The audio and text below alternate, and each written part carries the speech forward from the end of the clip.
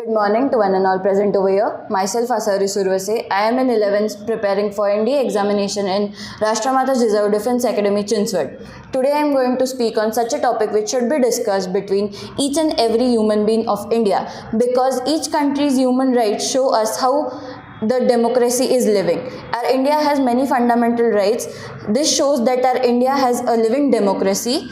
We have many fundamental rights such as right to equality, which basically tells about equality, which means we should not discriminate on the grounds of race, caste, sex, place of birth, etc. There should be no discrimination in public employment.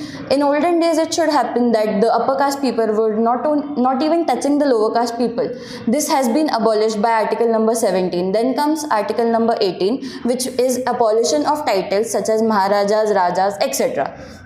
Then comes right to freedom. We have many rights to freedom such as freedom of speech and expression, freedom of movement, freedom of residence, freedom of assembly without any arms, freedom of association and freedom of profession. In this, protection of life and personal liberty also takes place. Then it also tells about right to education due to 86th Amendment 2002, and RT Act also had happened in 2009, which tells us that children between age 6 to 14 should have free and compulsory education. It also tells about protection of live arrest and detention in certain cases, which tells us that the person who is arrested should first told why he is arrested, then he should go to his lawyer and take some suggestions, then he should be brought in front of the magistrate for within 24 hours, excluding the time required for the travelling. Then comes right against exploitation, which tells about two things: forced labor on the basis of physical work and no salary. Then comes the child labor, which is not allowed in India. Children under the age 14 are not allowed to work in factories. And then comes right to freedom of religion.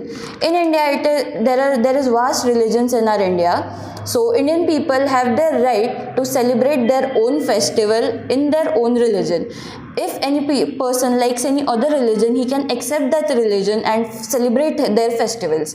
But Indian people are not allowed to talk about other religions or abuse other religions. Then comes cultural and educational rights. In this, it is told that in educational system, no culture should take place, no discrimination on the basis of culture should be done.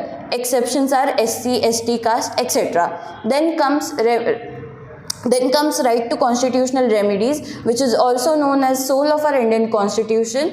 Thank you. Jai Hind, Jai Bharat.